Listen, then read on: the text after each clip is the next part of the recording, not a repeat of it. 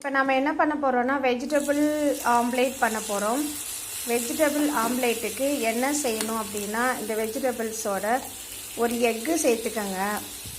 அதுக்கப்புறம் வெங்காயம், பெரிய வெங்காயம் 1, அதுக்கப்புறம் தக்காளி, சில்லி ஃப்ளேக்ஸு, அதுக்கப்புறம் சீரகம், அதுக்கப்புறம் முட்டைக்கோஸ் கொஞ்சம் பொடியாக நறுக்குனது, இது எல்லாத்தையும் சேர்த்து எக்கோட இதே மாதிரி போட்டு இந்த மாதிரி தோசைக்கல்லில் செட் பண்ணிக்கோங்க. நான் எக்கு 1 தான் போட்டிருக்கேன். உங்களுக்கு வேணும்னா நீங்கள் 2, 3 தான் கூட போட்டுக்கோங்க.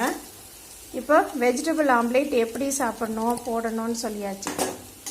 எதுக்காக வெஜிடபிள் ஆம்லேட் அப்படின்னா, இதில் கொஞ்சம் ஆயில் விட்டுக்கோங்க, 2 ஸ்பூனு.